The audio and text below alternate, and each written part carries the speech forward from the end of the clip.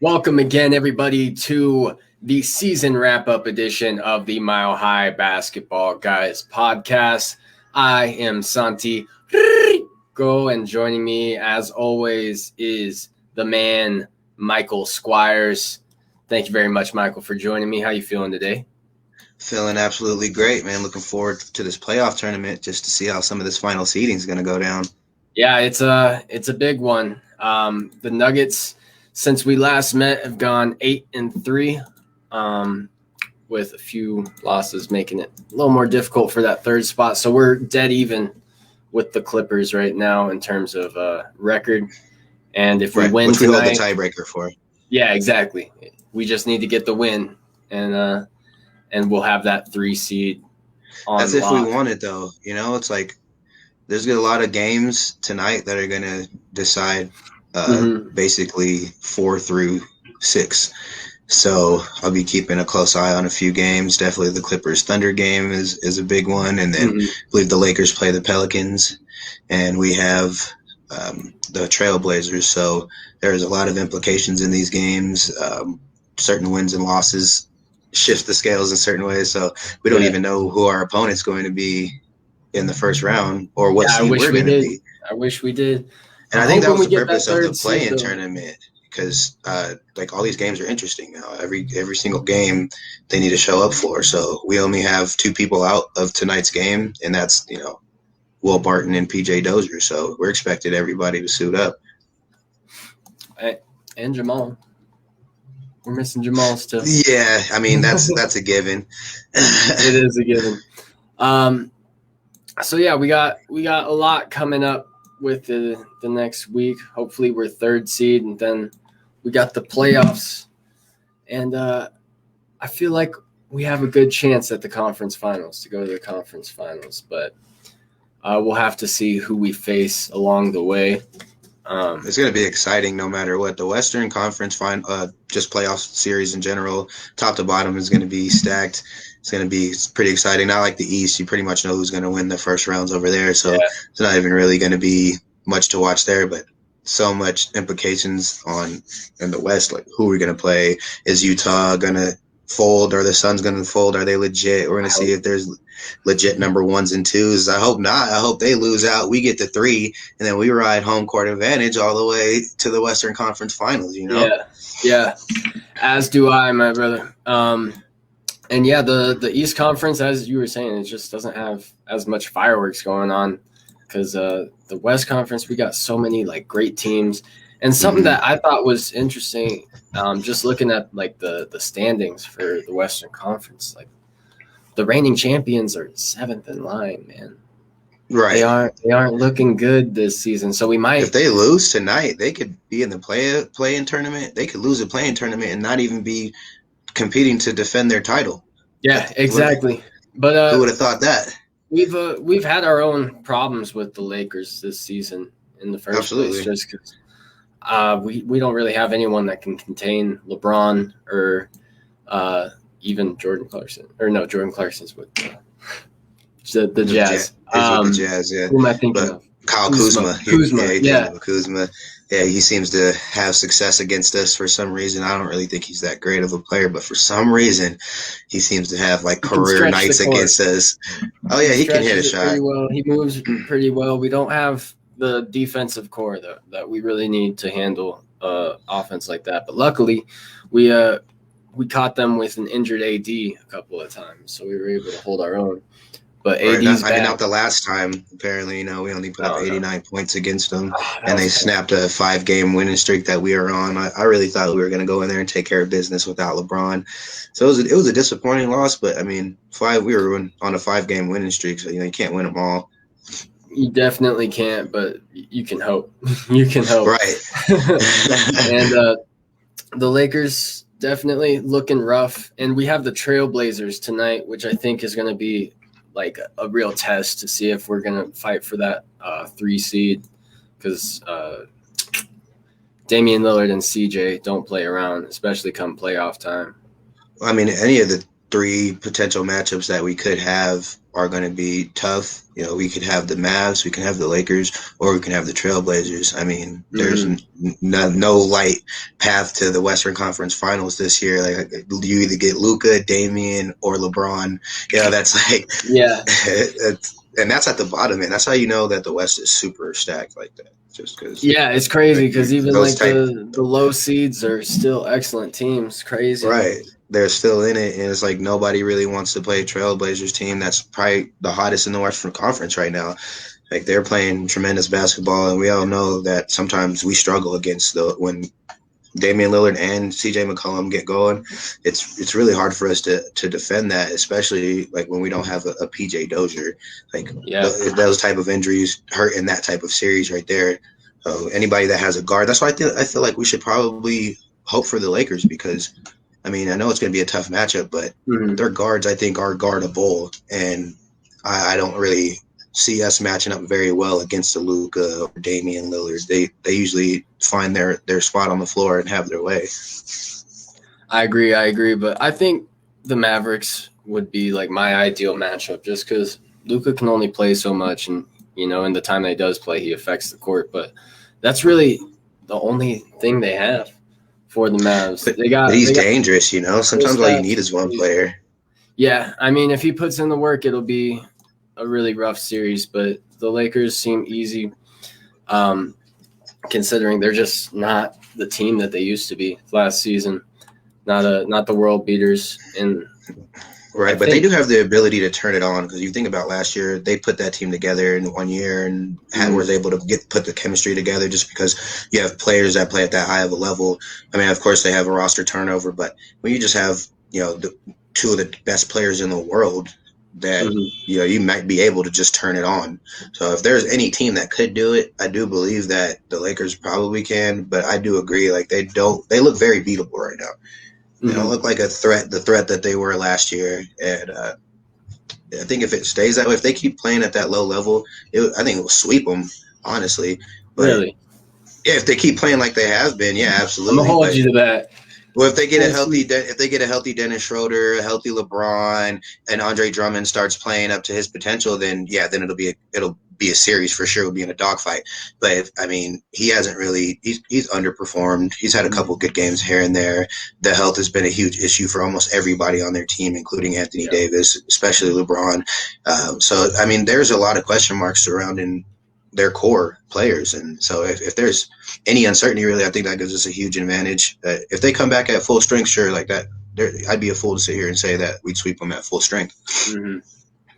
Well, I still think it would be a pretty good little story to sweep last year's champions in the first round. Our revenge from the Western Conference Finals. Yes, exactly.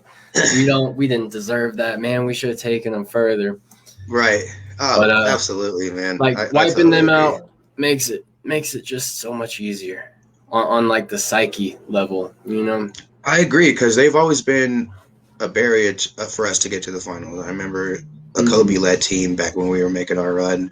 We had, a stacked core with Carmelo Anthony, and we could not get past the Lakers. Like, they just always seem to be the team that keeps us from progressing and taking it to that next level, the championship level. So, if they were out, you're right. Like, that's a huge lift. Like, that's a barrier that's not there in my mind. Yeah, they're the stalwarts of the West, man. Yeah, absolutely. So we'll move on from the playoff projections, just because we can't really get a good picture even up to the last day in this regular season of the competition. We won't know until tonight, until some games are decided what seeding is gonna be taking place. So we don't know who will get first round. Exactly. So we're hoping for the Lakers. I'm hoping for the Mavs personally, but we'll see how that goes. And we'll move on to covering the past 11 games over the past 3 weeks that we had, which we did really well, I'll say, given that we haven't had a Jamal Murray for nearly half the season now. But we're 12-4 without him.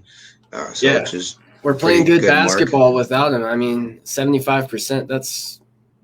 That's winning championships numbers right there. That's finding a way to win for sure. Exactly. And we gotta Nikola Jokic has played every game, which is like ridiculous given that he's the biggest guy on the court. He's constantly up and down, putting in, I think 35 minutes a game was his average. So if COVID gave us anything, it gave us a healthy Nikola Jokic that is durable, that is going to go 72 games, all 72 this year. So he really took his time and got dedicated to his craft. And I already knew that in my mind, if he lost a little bit of weight, that he'd be a lot bigger of a threat. But I didn't think it would project him to the MVP caliber level season that he's having. And honestly, he's a runaway with it for most projections I see. And you know, I will have our MVP will be crowned, and I think that's just so amazing, man. It's pretty awesome, dude. He took the time to work on himself, and now he's a force to be reckoned with. Yeah, and when was the last time the Nuggets had an MVP on their team? Like, I honestly don't know. I was gonna say never, but I don't know if that's true. So I'm gonna have to check. Maybe Alex English. You know what I'm saying? Players. We've had some really nice players, but right. I don't think I remember a season MVP playing on the Nuggets. So right, so that would be like historic, and then for him to be a second round pick as well. So he'll be like the lowest drafted pick to win an MVP. So just a lot of history could be made with this season that he's having, and he took his time to get slim and fit, and he's durable. He's got the second most minutes in the league, and he's very productive. His PER is the highest, so he's really earned this MVP. Ain't no stopping him. Ain't no stopping him. And he pulls away. I mean, I'll have to say, like, Jamal getting injured was really a sad moment for me, but it kind of seems like it's working out for the team in general, because it put more weight on Jokic to really play as good as he can. And not only him, but Michael Porter Jr. as well. I mean, I think he's averaging close to 25 points a game, 25 and 7 or like that, something like that, ever since Jamal Murray went down. So if you want to talk about somebody stepping up, I think he's in the runnings for the most improved player of the year as well, which I don't think he'll get it. Julius Randle is probably going to win that award, and well-deserved. My goodness, the man's having a hell of a season, and you really can't knock the man for improving so greatly, but he should. Michael Porter Jr. definitely deserves to be in that conversation, because the jump this year, he's shooting it lights out from three. He's put it together, shooting a high percentage from the field. Scoring per game's going up. His rebounding is going up, and he's got some sort of a defensive presence. I mean, I wouldn't call him dominant, but he's definitely starting to use that range and that height a lot more, and he stepped it up ever since our guy went down. So I just hats off to Michael Porter Jr. for being a young guy that was slept on in this league, that people didn't think he was going to be much with the back injuries, but to overcome all that and to step up into a true number 2 role and look good while he's doing it. No, he's doing an excellent job, and if he can keep that momentum going, I mean, we're going to have basically an entire team, like just a playoff caliber top contender in the West team for years to come, if we can get him to re-sign. Absolutely. Our future is bright. Our future is definitely bright. And just seeing how everything has been coming together, and how we hadn't relied on the free agency too much, how we've drafted and developed, I think that says a lot, because I respect that grind versus, I'm just going to pair up with the best players in the world and go get a championship, and then act surprised when you do. Like you just you just paired up with the best players in the world. It's like look like a dang Olympic team, and be surprised when you win a championship. No, like we did it the homegrown way, and if we were able to bring a championship and an MVP season in the same, I'll cry. I'll bottle those tears as well. Save them, put them on a shelf, man. That would be an incredible story. Come up from the bottom and then take it all the way to the top. Like, I've never seen it. A few years ago, when we were missing playoffs by one game, when the Timberwolves kept knocking us out the last game of the season 2 years in a row, we've come a long way from them. And actually, we haven't even really lost to the Timberwolves since then. I think we've used that as a motivation against them, because we've been trashing them ever since. And well, the Timberwolves have been losing too. You know, it's not great out there in Minnesota. So So the trajectory has gone in opposite directions for us for those two clubs. We traded. Yeah, for sure. I'm happy with that. And I would take Nikola Jokic over Karl Anthony Towns any day. Any day, man. He's soft to me. I don't know something about him. He just, you know what I mean? It's just so. I think Jimmy Butler called him soft, and that was his former teammate of his, and Jimmy Butler calls it how he sees it. So I'm gonna just take his word for it. And then after he said that, I started to watch his games, and I'm like, man, he kind of is a softie. So yeah, I'll definitely take our guy Nikola, the MVP Jokic. Yeah, he doesn't take it to the rack as well. He doesn't slam it as hard as Nikola Jokic. I'll tell you, when Nikola slams it, it doesn't matter, man. It still looks hard. Nah, man, he's deceptively quick. He gets in there, and it doesn't look like he's gonna dunk it, and then out of nowhere, he just did a two-hander on you, and you didn't even see it coming. If you drift too far off the baseline, he'll take it every time. He's so quick, but you never expect it. I think he has like 60 dunks this season. Yeah, it's like the most dunks he's ever had in a season. So like, he's leveling up, man. He's playing. Man, he should have lost this weight. You know what I'm saying? A couple of seasons ago. What were you doing, Nikola? Like, no, but he's ready. He's entirely in shape for it. So, I mean, the way he plays and everything, he's going to be playing like that for a decade. Easy. He's efficient, and he's not like explosive, so he doesn't have to rely on like explosive movements, which gas you out more. He moves a lot more efficient and takes what the defense gives him. So that's why he's able to start every single game this year. You know, it doesn't take, you know, you can't just wake up every day and do that. It takes real dedication to your craft. And there's definitely some of the greats in the NBA today that have missed a myriad of games this year. So, and for him to perform at such a high level that he's done game in and game out, some of the disrespect he's been getting, especially from Kendrick Perkins and that other, was it Nick Wright? Oh man, just some of the disrespect he's been getting. How dare they disrespect the future MVP of this league? I mean, he could be a perennial MVP too. He could be going for years and years and years, and just playing the same way. And you got to say, like, just everything he does is so silky. Everything from the pickups to the tips and everything, like the soundboard shuffle. He's hitting over 7-footers with a fall away, like. Come on, man. That too, the hooks, the followaways, everything. It doesn't matter how contested he is. He has it on lock every single time. They'll have their hand right at his fingertips every time, but he just strokes it in. I don't know how he does it. Like sometimes I think he's gonna like get a shot blocked, or I think like he might have been a back shot, and then it goes in swish. Like, okay, never mind. Nikola works on this. He's the MVP. I'm not. I'm gonna shut up. You just watch it go up, and you're like, "There's no way. There's no way." It splashes. Bam. Right in there. It's beautiful. Something else with Jamal being out, we're watching Facundo Campazzo really like become a huge part of this team. He's putting up crazy assist numbers. He's found out the pace of the game, and he's putting the ball where it needs to go. He's doing a lot, actually. He's getting steals. He's getting rebounds. He's hitting timely threes. This guy, like, he can go out there and drop a pretty bad game every once every 5-6 games, but I'll take that. This guy is a 30-year-old rookie whose game just keeps getting better every single day, and you could just see his evolution and just how the team gravitates towards his heart and his energy. Like he's not the heart of the team, but he definitely is a crucial part of the way the engine. He's definitely the engine that keeps us going, because I notice, especially sometimes when the second unit is struggling, Facundo Campazzo is usually one of the first people to come back in to restore order, because you could trust him with the ball. You can trust his decision making. If there's one criticism I do have about him, is sometimes he doesn't look to score. Like, he'll have an open lane to the basket, and instead of going for the easy layup, he try to force a pass it. But and that comes with time. Like, if that's the only thing I can really spot in his game. He's not like the most prolific scorer. He's not going to isolate you and break you down one-on-one, but he's going to hit some threes if you leave him open. And that's what we need. If we can continue to get that type of production from Facundo Campazzo, I think it'll take us so far. You know, Game over. And he's a fan favorite, and he's already got his own chant when he hits a three.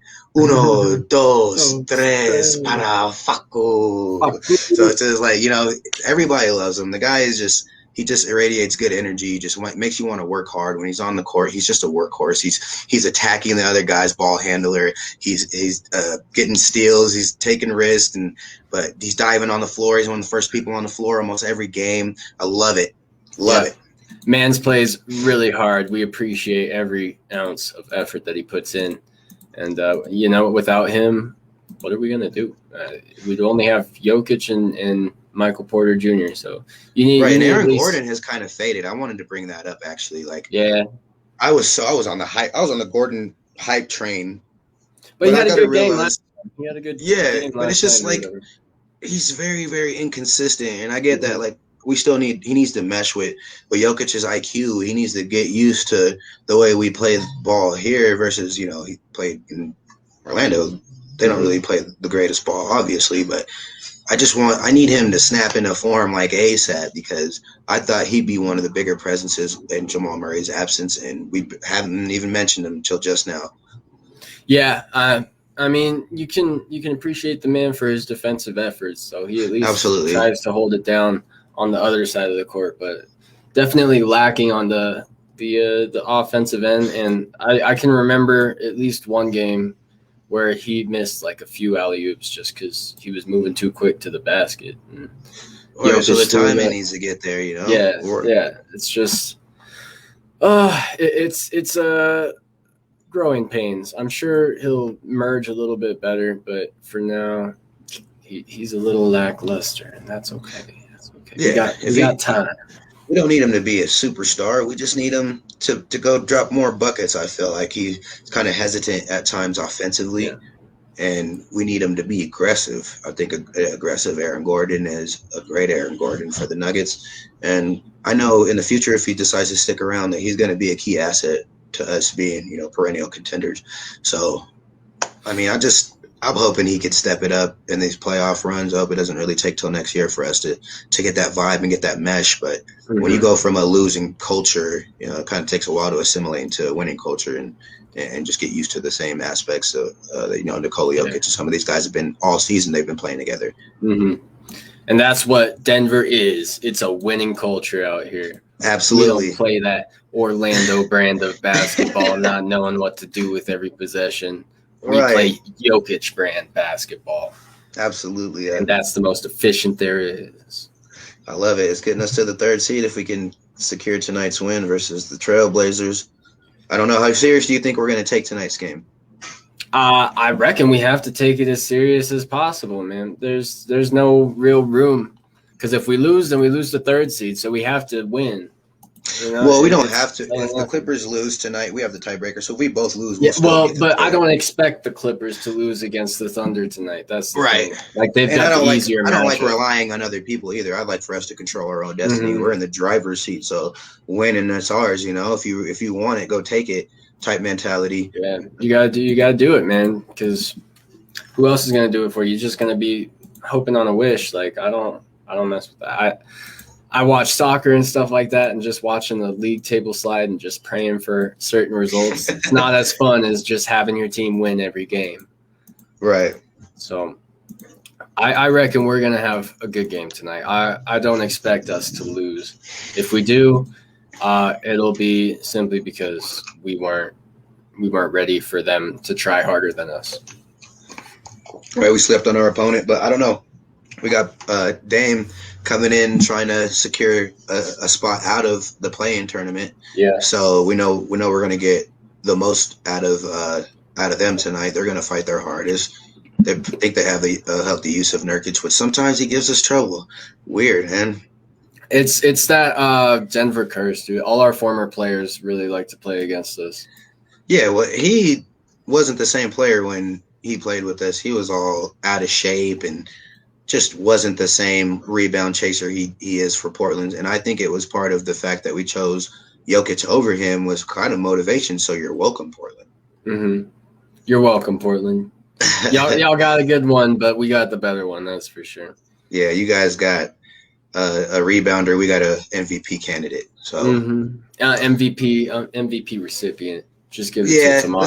Let's just go ahead Give it to him now. I'm calling it. I'm calling it. He pulled away. Everybody's saying it. Everybody, not even the Denver fans. It's everybody. Everybody thinks right now. Actually, Kendrick Perkins actually finally manned up and said, well, it was after the last triple-double he dropped. He was like, okay, after that triple-double, then he's the MVP. But it was clear before that. He just be hating on Jokic and Denver in general. But, we don't get the love that we necessarily deserve. Like most of the time when we get a major broadcast on ESPN, I just notice how the commentators just really, really gravitate towards the other teams more. Mm-hmm. It's just like, man, we need to get that respect, but we got to earn it. So Jokic is definitely going to bat for the whole Nugget culture, the whole Nugget community, and trying to get us some respect, put some respect on our names. And we will get respect on our names when we're third seed and we're moving up to the conference finals. There's no doubt. Let's go over the past few weeks though of basketball, because we went 8-3 and we had some really good performances, and then we had what happened against Utah and the Nets and all them. And it's frustrating because I've always seen it as we just can't contain great offensive.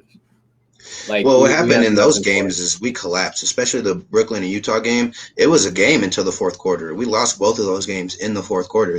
That's a championship quarter right there. Mm-hmm. So they found ways to win those, and we did not. So that's something that we need to look at ourselves in the mirror, and those fourth quarters in particular, we need to dissect that, because that's playoff basketball right there. Yeah. Those are playoff type games that are not actually in the playoffs, so those are crucial. The film on that should be essential. I would be looking at those last 3 losses that we took and really dissecting that film and really preparing my guys around that, because they played 3 great quarters of basketball, very competitive, very good to watch, and then just to collapse in the fourth and let them go on a late run to close the game out. In both instances, in Utah and Brooklyn, it was the exact same story in both situations. So I'm hoping that we learn from those losses, and like they could have been wins, but I'll be happy if they stay losses, but we take that from that experience and turn them into wins in the playoffs. Mm-hmm. But I gotta say, we let Bogdanović have a career night, but nobody else did anything. So, we 48 points, that's almost half their entire scoring, and we just let it happen like that. And we weren't defending the 3-point line that well at all. And if that's something that we're going to continue to do against a team like Utah, who has nothing but lights out shooters, then it's going to be a problem. And I think that's something that we see. We got exposed to that. We let Bogdanović have a career night on us. But if you look at everybody else, though, no one else really had a good game except for Clarkson. It was Bogdanović and Clarkson. So Clarkson didn't even really have that great of a game. Exactly. That's what I'm saying. It wasn't that impressive of a game. Just one guy just had a career night. His highlight night of his career. Bravo to him. But if you expect him to have that in a 7-game series, I don't think that's going to happen. Yeah, but Donovan Mitchell's going to be back, and he's going to be back with a vengeance. So we'll have to see how that goes. Yeah, that's another matchup I'm worried about without the likes of PJ Dozier or Jamal Murray. Or Jamal. Just counteract the 50s. Yeah. You got to offset the 50 with another 50, and then it's actual team basketball. But it'll be a real tight one. I feel like that's going to be the series final, the conference final, with us versus Utah if we get there. And that's not a bad prediction, because they've been playing extremely great basketball. They're well coached. They've been well coached. They've been a good team. It just actually finally clicked for them this year, and they're starting to hit their 3-pointers at extremely high rate. So their game plan really hasn't changed much. Just the execution is there, and just another year with each other, another year of chemistry with each other, and I'm sure that their playoff losses definitely helped his motivation, and they're really putting it together, and they're a threat. Utah is a threat. The Suns are a threat. I mean, it's just there's no easy path to the finals out of the West this year. Oh, absolutely. Not a chance unless the first round goes nothing like you expect it to, then we might be talking, but easily we're going to have a lot of problems on the road to that conference final. And hopefully to the road to the finals, because I feel like if we get past that conference final, what does the East have for us, man? What do they have for us? A championship this year would mean a lot in the history book, just because of the the depth of the Western Conference. Like, if you survived this battle and you went on and you emerged as the champion, I think that should go a long way in like how difficult this championship really was for this Nuggets team. And we still have these title talks, and we still have high hopes and aspirations. We just hope that Jokic can continue his production in the playoffs. He's the 7th highest rated as far as production is concerned in the playoffs. So we have somebody that has experience he dominates. His numbers go up historically in the playoffs. So he's somebody who's known to ratchet it up a notch or two. So if he's already having an MVP caliber season, and then if he goes up another notch or two in the playoffs, and finals MVP, regular season MVP, all that. It's game over. Mans is everything about it, though. I love Nikola Jokic, and he's going to be the key to everything. So he's a class act. Yeah, he's everything, bro. He's everything you want from a player. Team player, good guy, nice and humble. 7 feet. 7 feet, yeah. Passes the ball. Yeah. Best passing big man in NBA history. Oh, no doubt. And he's gonna have so many assists by the time his career is over. He's gonna be legendary. For real. People are gonna talk about him for years. I've been truly enjoying watching him elevate his team too, just making players better, putting them in situations to hit, wide open shots, and just making his team better. And that's another reason why I feel like he's the true MVP, because there's players on our team that are playing above what you would expect. And it's because he's getting it out. Marcus Howard did against I wanted to bring him up. Absolutely. I'm glad that you mentioned his name, because the guy is a bucket. Like, he was splashing them boys. That's how he plays against me in 2K. He just finds a spot and splashes it every time. It's annoying. No, he can hit. Definitely. And we seen him earlier in the season hit a couple threes in a few games, but now that we needed some of the younger players to play an expanded role, you seen him drop a career high in his last game. And it was like silky smooth. Like, he wasn't forcing it. And I know he has a better passing ability than he's showing, because he's just showing them like, all right, you want to put me on the court because I can hit threes. I get it. Once he gets more time, though, I think you're going to start to see more of the facilitating aspect of his game. And the kid can ball. The kid can flat out ball. Like, I miss RJ Hampton. It was one of those sadder pieces about getting Aaron Gordon, but I think having Marcus Howard is just like there's no loss there. Like, he can There's score. a lot of saving grace in him. I mean, absolutely. I dig his game, and I dig his shot. He can be a really good player, and he could easily be a good second. I like to bring up Austin Rivers too. Yeah. So Austin Rivers, he's been shooting a lot better from the 3-point land. He's been shooting with confidence. He's been handling the ball. He's been playing great defense. He's actually been a super solid pickup. I said I liked it when we picked him up initially, and he's been playing some really, really fantastic ball, and he has playoff experience. So having a ball handler that has that playoff experience that can hit some timely threes, he was everything that we really needed. So, like, we found some 3-point shooting. Yeah, and I was pretty critical of Austin Rivers when we first got him. I didn't think that he fit the team very well, but he's starting to find his little niche that he can fill. I mean, he's an excellent ball handler. He's a decent playmaker, and he's starting to hit the threes that he wasn't able to hit earlier on in his stint here at Denver. So it's good to see that he's coming along, and I wish him the best. I hope he becomes an integral part to our championship team. So we'll see how that goes. But the Monte Morris back is huge. He's Monte's back. Looking good, looking healthy. Oh man, that's a refreshment. Honestly, if we can get to full health, if we can get Will Barton back, and we can get PJ Dozier, mainly PJ Dozier. I don't really miss Will as bad. But I mean, he will be a big part, but I still think that we've seen that we can have starters without him. Like, Will Barton should come off the bench when he comes back, and I don't even think that's a question. I think that when PJ Dozier comes back, he should be inserted instantly into the starting lineup. He's been hitting more threes. He can score the ball, but more importantly, he can defend and rebound. If he can get his free throw shooting up, because I remember last year in the Lakers series, he actually had a decent series. He just could not hit a free throw to save his life. So if he could just work on that aspect of his game, I'll take PJ Dozier for Will Barton.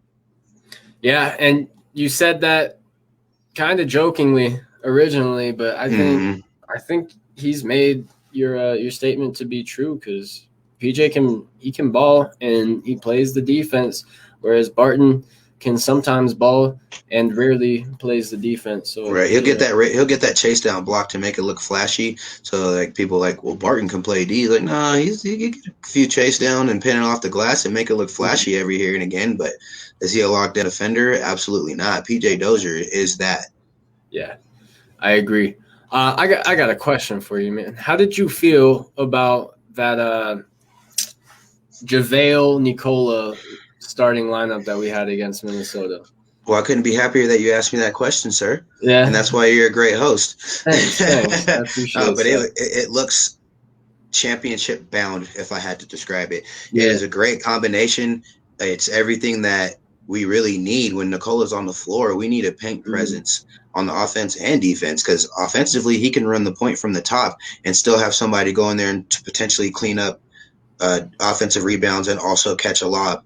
And then defensively, we got that guy who's just protecting the rim. Nicola's got those quick hands playing the passing lanes.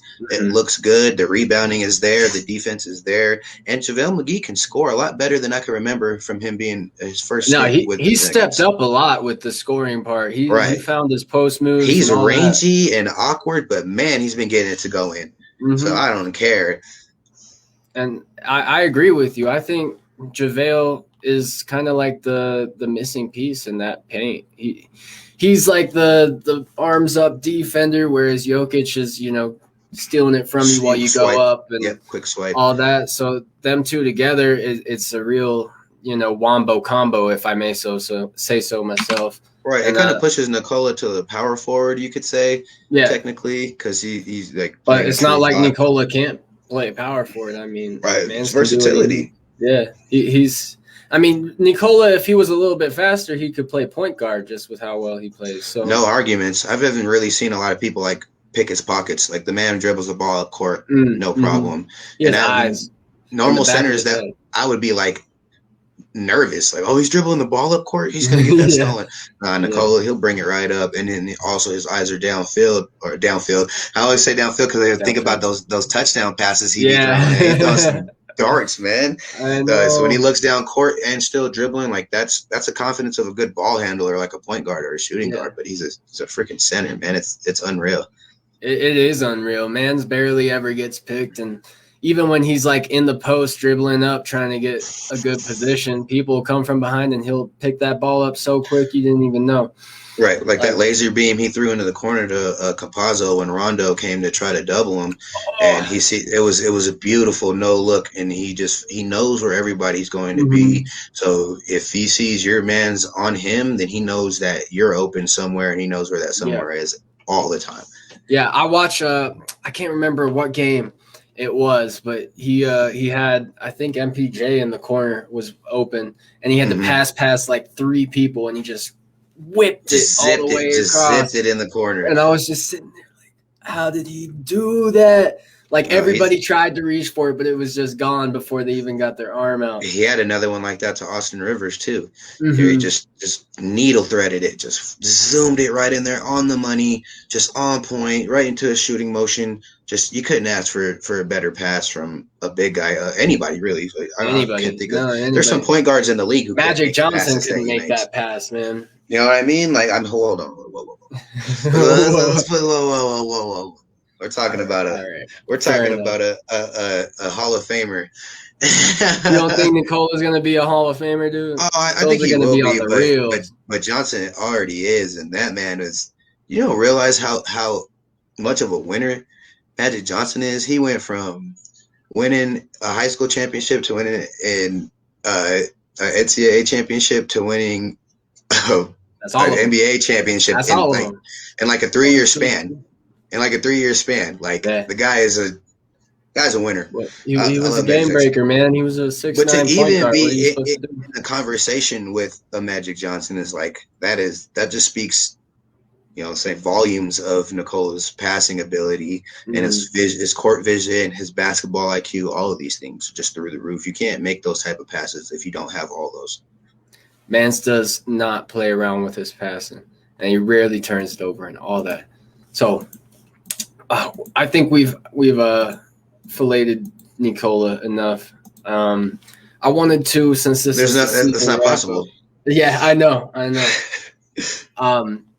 Since this is the season wrap up, I wanted to get a little bit of a segment where we can talk about our favorite moments from the season, because I know there was a lot of victory and a lot of turmoil at the same breath. But I'll get started, and I'll say that the Jamal Murray 50-point game at Cleveland was like crowning achievement for me with his performances, because he had been so iffy the whole season, and then he had a ridiculous game where he shot 21 for 25 and no free throws. All 50 points were from the court. Like he reasserted himself as one of the best scorers.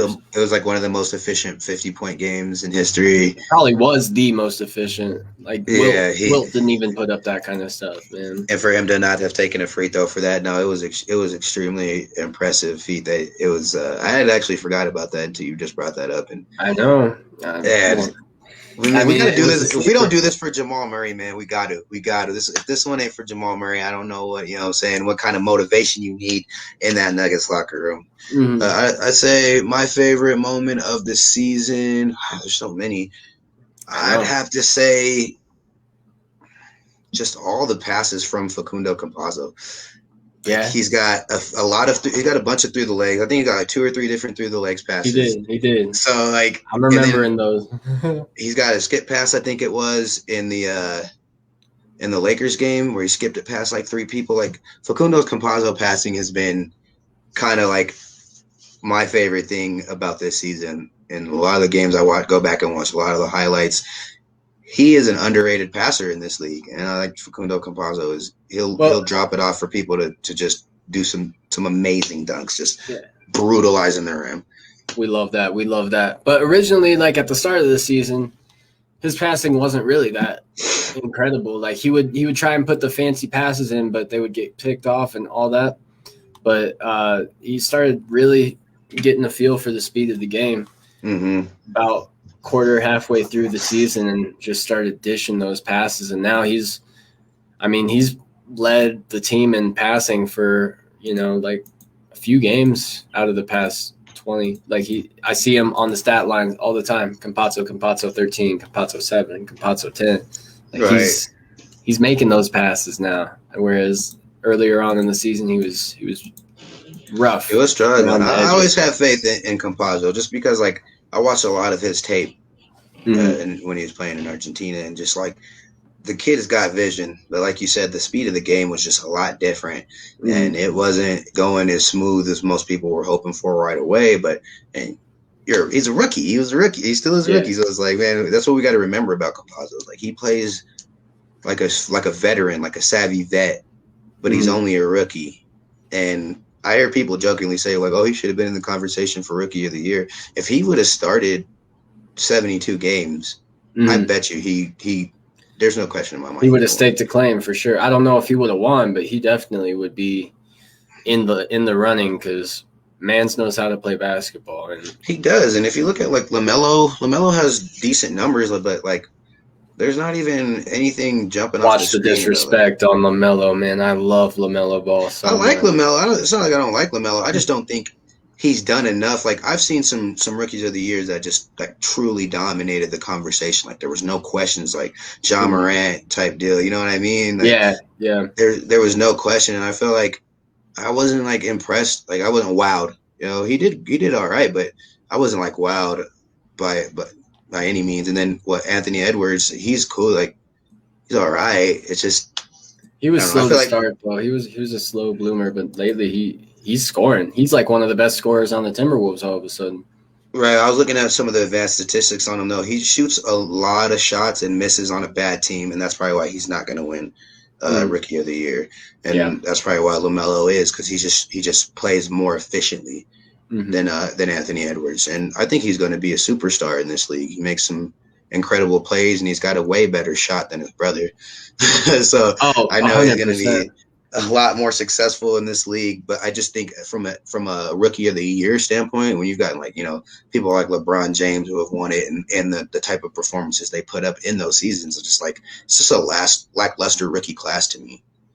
Yeah, I mean, I'll have to agree with you because I can't remember really a time where rookie of the year was like this disputed. Like usually it's run away. Like you can tell right who's the best rookie out of all of them. But between Anthony Edwards and Lonzo Ball or LaMelo Ball, I got to get used to that too, having two balls in the league. But yeah, I think you're right, man. Facundo could have easily staked a claim as rookie of the year if he had just played more often. But right, that's what happens though when you have a team that's stacked. Like the Hornets are kind of trash, so you're gonna get playing time. And I remember there was a video where LaMelo was actually talking trash to Facundo. He called him trash, told him that's why you don't start. Rude. Yeah, and that's why ever since then I've been kind of really apprehensive of LaMelo, but the kid can hoop. LaMelo gives off that light skin energy, dude. He does, man. No cap there. And but the crazy thing about LaMelo is like when he was little, I was like, he'll be all right. And then this dude hit a growth spurt, and I was like, oh my god, I know he's big. Gracious. He's like 6'8". Yeah, he's huge. 6'8". He's taller than his brother, and his brother's already tall for a point guard. Yeah, that's why I was like, oh man, you got to be kidding me. Once he blew up, I knew he was going to be good because he's always had a high basketball IQ. He's been a great passer. But when you get that kind of height, you can shoot over people. You could, so you're rangy when you attack the basket. You can, just finish better. There's a lot of things like when he got that height, I knew that he was NBA bound for sure. And his jumper's always been a lot smoother than Lonzo's. No, his jumper's nice, man. I was enjoying LaMelo throughout the season. When he got injured, I was kind of sad because I'm a little bit from South Carolina, so I like the Hornets quite a bit. I consider them like a second team for me. But watching LaMelo play it was so dope because he had a long stretch where he would just pull up from the logo and sink it. And he does range. Yeah, he's a rookie. He's a rookie, and he's like shooting with that kind of confidence. You don't see that too often. No, absolutely not. But if you were to come play for the Nuggets, though, like he would definitely come off the bench too, because we're that deep. Maybe not at this point, but like not right now.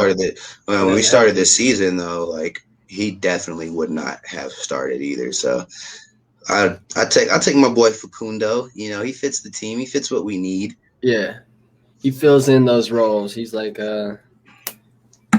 caught, And I wonder what tonight's starting lineup is going to be because I see sometimes. I hope it's the one from the one against Minnesota because the Austin really Rivers. Enjoyed that. I thought we were playing good. It was Gordon, McGee, Jokic, Campazzo, and Rivers. That's solid. I think that's a solid lineup.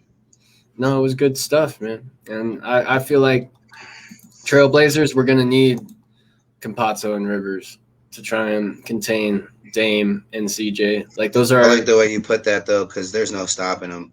So trying to contain them, limit them to like under 40% shooting nights. That would be ideal.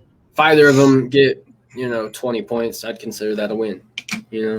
Absolutely, because CJ has been known to take over the series, and they called him CJ McKillum against us because he was absolutely CJ McKillum. I've never heard that. That's hilarious. Yeah, bro, and he was too. He was absolutely torching us a couple years back in the playoffs, and I just really felt like we had no answer for him. We were throwing all kinds of bodies at him, people that we don't even have now. But I mean, with the Dozier, if we get PJ Dozier back and we got Campazzo, Rivers, I think we'll do fine.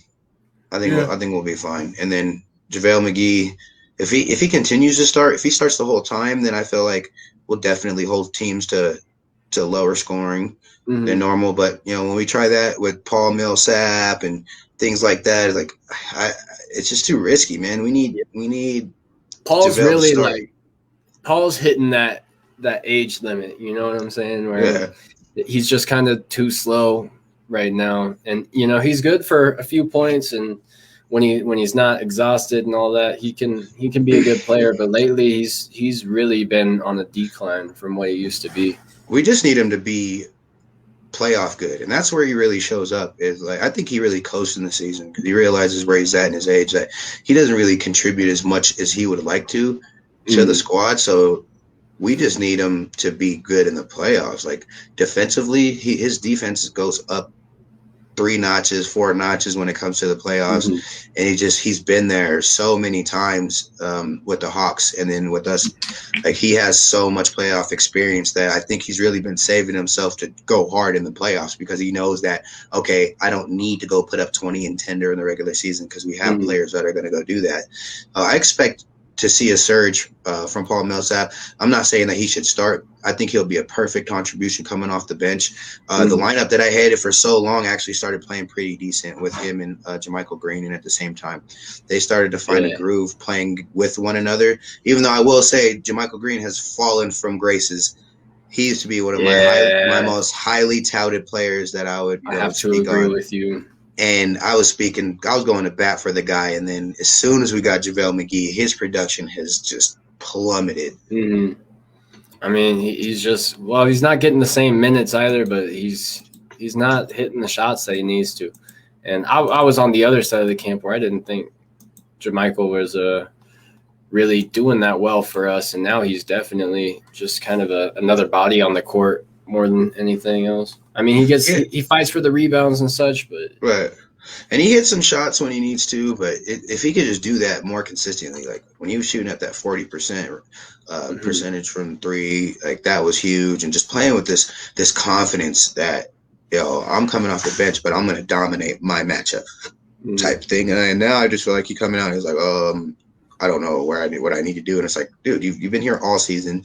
You've been successful in the system. So just go back to the things that you were successful at. Don't try to overdo it. I'm thinking maybe after Jamal Murray went down, he thought, all right, I need to step it up. But you don't really you're not going to be better than you already were. You know what I mean? So just do what you do. It's not that point in your career, my guy. Right. Just hit spot up threes when you're open. Get rebounds, play defense, bring a level of toughness that he gets respect for around the league. Yeah. And we need that off the bench. Like, I'm not worried about our starters. Most of our losses or our leads dwindle when our second string's in. And when they go on a long run, they gain momentum, and then you bring the starters in like, here, go fix this. Like, no, the damage has already been done. Yeah. The second string is definitely our weak spot. We need to work on at least, getting some production out of them, because those games, there were so many games throughout the season where you just begged for a bucket to go when the second string was out. It was so painful to watch, and you would see the other team just running up, going on 15-3 runs. Right. Like, and Jokic is already number 2 in minutes. Like, what more do you want from him? You can't play the man more. And it's kind of a miracle that he hasn't gotten injured, because we've leaned on him so much and put the whole burden on his shoulders. Him and Michael Porter Jr. Yeah, he averages 35 minutes a game, which is like way more than he probably needs to play, just because he's so efficient. If we could just carry on his successes with the second string and get them to have some good stuff. I mean, they don't even need to expand the lead. If they could just not lose the lead so quickly. Exactly. It evaporates. We'll be up by 20. I'll blink. We're up by like 11. And I'm like, no, man. Like, I could feel it. It's scary. And that was like a story of the whole season, was we would have these huge bursts, like these huge first and second quarters, and then just watch it all dwindle away in the third and fourth. And it's sad, but I'm sure with Monte Morris coming back and PJ Dozier hopefully coming back, like, we're going to have a little bit better output and defense off the second string. Right. From what I see, it looks like Will Barton is due to return before Dozier. So we probably won't be getting Dozier back until like the second round of the playoffs. Yeah. So, I mean, but anything we can get, we kind of need it right now. But, I mean, we've made do. Like, you got to say, for all the injuries that sprung up on us, like we had Will and Monte Murray. And Dozier. Oh, and yeah, Murray. Will and Monte. Like, they all got injured in the span of like a couple of weeks.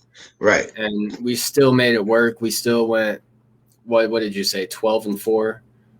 Without Jamal. Yeah, and that's just a testament that we can make it work without our number two, and still put up like a ridiculous winning percentage. Most teams, I don't think there's a team in the league that has a 7-5. Yeah, there's not. So, we technically got better without our second in line. And that's something else, man. That's just the next man up mentality. Young guys stepping up, roster development and choice. Like, so, I mean, things are going well. We have a very well put together squad that are playing together nicely, and some young guys that are actually stepping up. Surprised that Bull's not one of them, but why you gotta hit me in my heart, bro? Because I want Bull to succeed. I can't not talk about Bull in the season wrap up. You know what I mean? Yeah, you're right. How many minutes he played this entire season? Like 12? Yeah, like if we're being generous, probably. No, he's probably played more than 12, but I mean, it was just an underwhelming season for him. For me, it really was. I honestly thought he was gonna not dominate, but carve out a critical role in the second unit at least. But he also barely got played. Like, Malone never really put him on the court. He would only put him on in garbage time, really. Right, but even then he couldn't shine. Because he was shining garbage time last year. He come and hit some threes, real flashy stuff. Go get a couple dunks.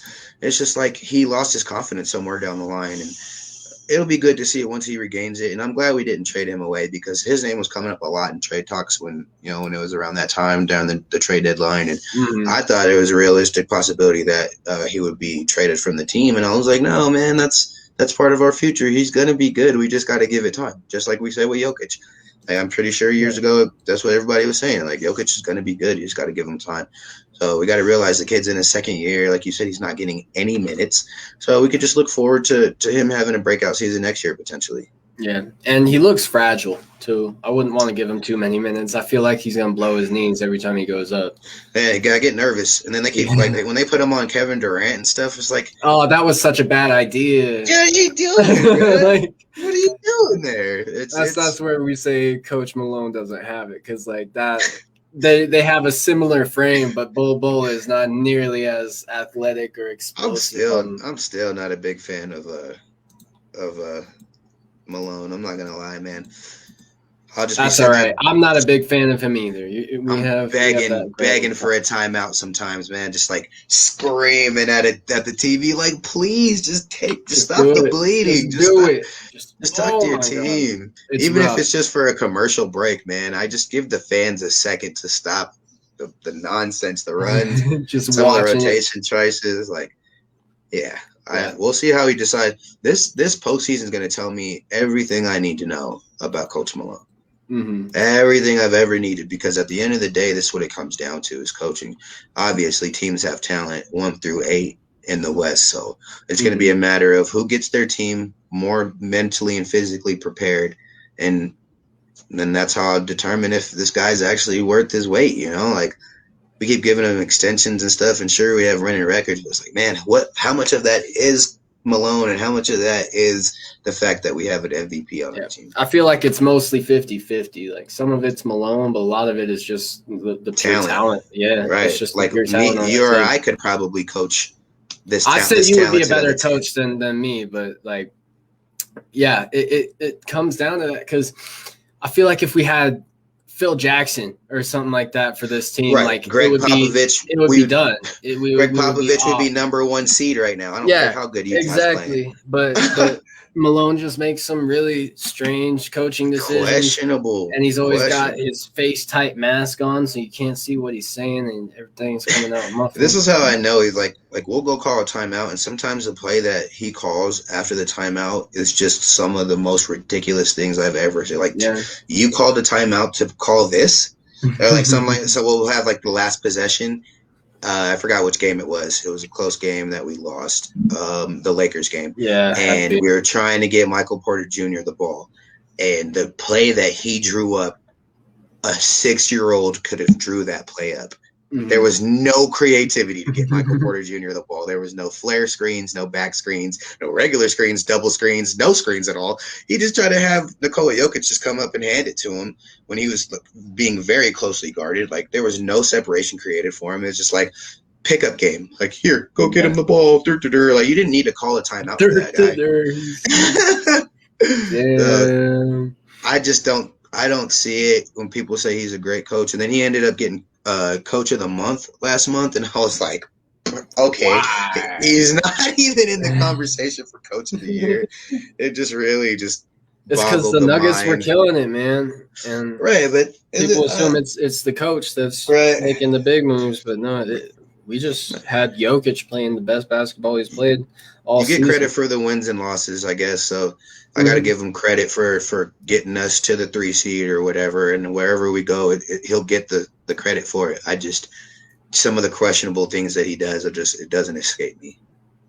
And that's the big question leading into the playoffs. So we'll see how that coalesces in the future. I really hope that we can make a deep run in the playoffs, and I really hope Coach Malone's what's the proper word for it? Uninspired play design ends up getting a little more inspired. Once we need him to be crafty. We need him to be on his A game, because if he's not, we will get bounced. And I want to be at a champion. I want to go to a championship game. You know, I've never been. I've been to some playoff games. Doesn't that sound awesome? Was the last time Nuggets were in the finals? I can't remember. I was dead. I was a virtual fan for the Western Conference Finals last year, so that was like pretty close to an experience. But no, I want to be in Ball Arena during a championship series, a final series. Man, I couldn't ask for much more as a fan. Yeah, that would be perfect. Absolutely.